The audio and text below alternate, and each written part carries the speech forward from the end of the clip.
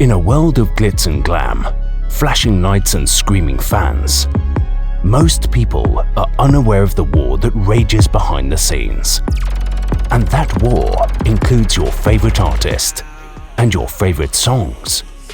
This is The Dark Side of Songwriting. Hosted by Nayim Edwards. Welcome to The Dark Side of Songwriting. My name is Nayim Edwards and I am your host. We are back in the swing of things with our drug use, substance use, and abuse series within the show. Today, we are talking about Demi Lovato and how I think her story perfectly encompasses everything we've been talking about, plus some things we haven't been able to cover yet.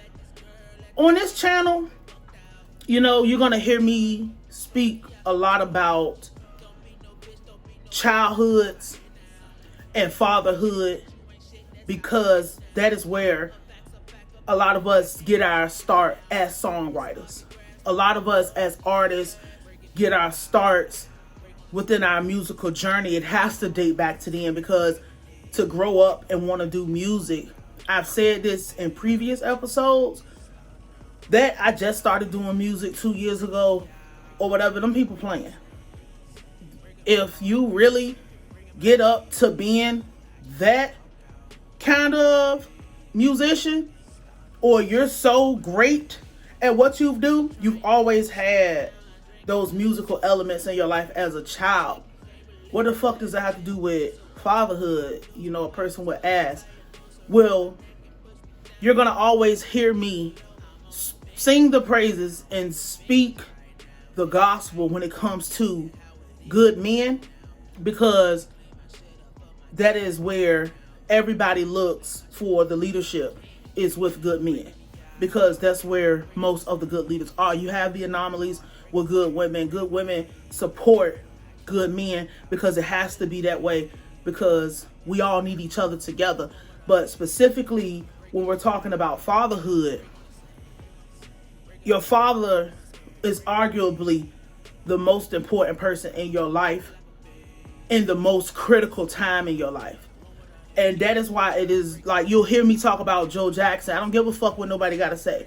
You hear me talk about Serena and Venus Williams' father. I don't care what motherfuckers have to say. When you see greatness, there are going to be great men. And that is a point that can't go, don't ignore that.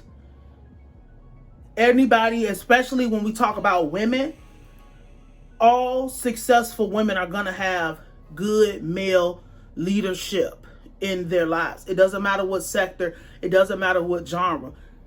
When you see corruption and you see the bad things that happen to what you would perceive to be somebody who had a chance to do something better, a lot of the times it's because of the absence of positive, correct male leadership. There is never going to be a time where you see a corrupt woman and it didn't have something to do with the absence of good men. That's just something I had to make sure I get out there. What does that have to do with Demi Lovato? Well, her father abandoned her young as a child. It might have been 18, it might have been younger. I believe it had to be younger, because there's so much shit that ended up happening to her before she was even 18 years old. And it was so much she was experiencing and so much she was going through. If she had good men in her life, it didn't have to necessarily be her father, but your father is where it all starts at. If she had good men in her life, she would not have even been exposed to. She might have been exposed to it, but it would have been easier to handle. But again, a lot of the issues that especially us as musicians will have, like you can always trace them back to childhood and lack of positive male influence, positive male leadership. I'll say leadership.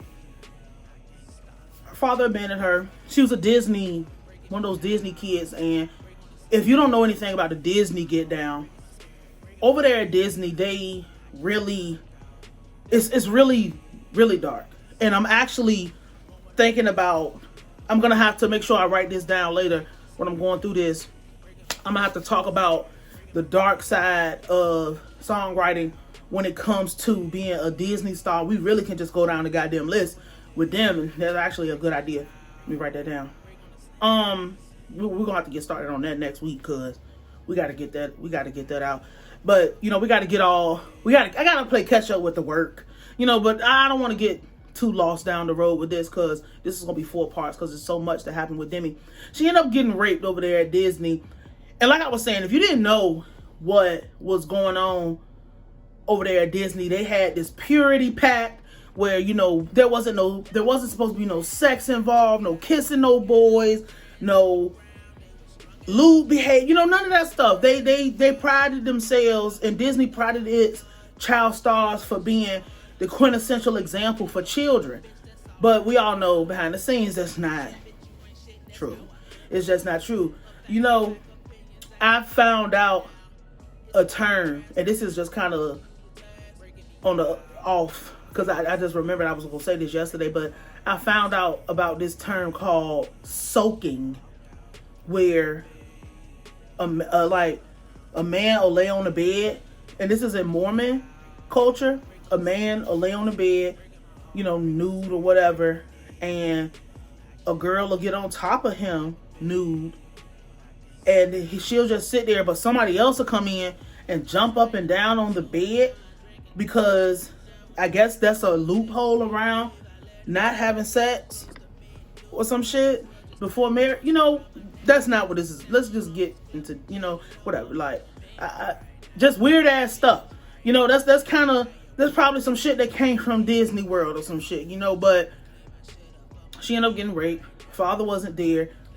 She said after her father abandoned her, that's when she took her first drink. That first drink is what sent her down to hell. I'm calling it, in this series, we're going to call it sending people to hell. That was the moment she went to hell and put her deposit down, because it wasn't going to be no snapping out of that, because it was too much trauma that was already had before that. She later down the line, maybe like a year or two ago, she talked about how she was childish and she just needed to grow the fuck up. But like, what she don't understand was there was no growing the fuck up in the moment or being childish. You don't know how to grow the fuck up as a kid when you're already dealing with this stuff. She was self-harming, cutting herself, beating herself up. Self-harming is just not doing the drugs. She was doing the violent self-harming, She talks about how she was self-medicating because, again, we're going to drive this point home about not having positive male leadership.